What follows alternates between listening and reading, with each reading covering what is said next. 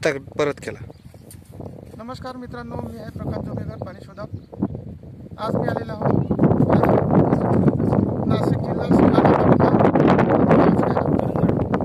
करंजाळ नावाचं गाव आहे.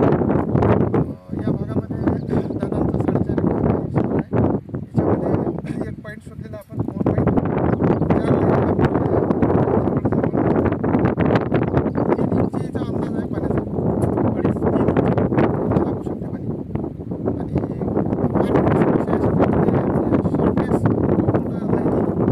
शॉर्ट झालेले आहे, काही फॉल्टी आहे, किती लाईन फॉल्टी होते, किती लाईन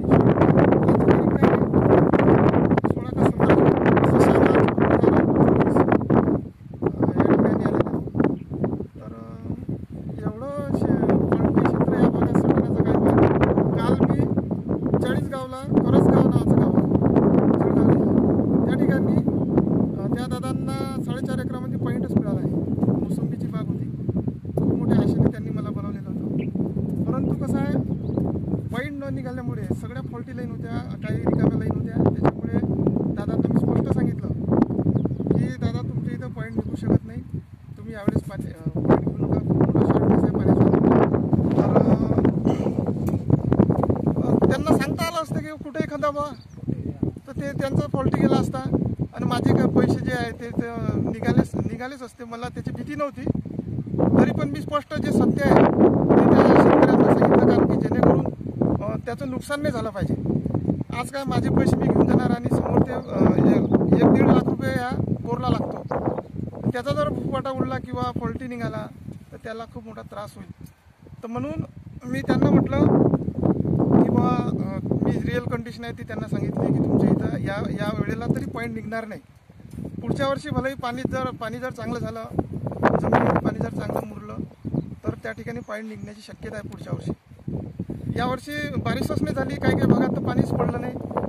हा भाग त्या शॉर्टनेसमध्येच आहे, सटाण्याचा काही भाग.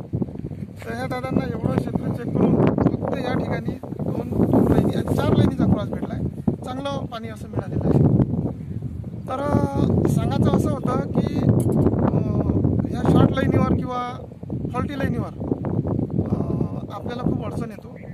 तर माझं म्हणणं असं आहे, या संशोधनामध्ये मला असं आढळलं की बा, जे लाईन आपण चेक करतो, चेक केल्यानंतर त्या सुरुवातीला ती आपल्याला योग्य वाटते, लोडेड वाटते. परंतु तीच लाईन जर दुसऱ्या वेळेस चेक केली तर त्याच्यामध्ये काही दुसरा परिणाम जाणवतो, म्हणजे ती लाईन फॉल्टी वाटते. मला असं वाटते की लाईन चेक करत असताना 2-2, 3-3 वेळा चेक करा. आता दादांना माहिती आहे, मी इथं जवळजवळ 12 वाजता आलेलो आहो. आता किती वाजले? जवळजवळ 3:30 ते 4, 3:30 होऊन राहिले. म्हणजे हा एक पॉईंट काढण्यासाठी 4.5 एकरामध्ये मला जवळजवळ 12, म्हणजे ते 3 घंटे 3.5 घंटे जवळजवळ इथं लागले. तर वेळ लागू लागला, परंतु चांगला असा सुंदर असा पॉईंट जोपर्यंत निघत नाही, आपल्याला कॉन्फिडन्स येत नाही, तोपर्यंत 4-4 वेळा 3-3 वेळा त्या लाईनी चेक करा, रिचेक करा.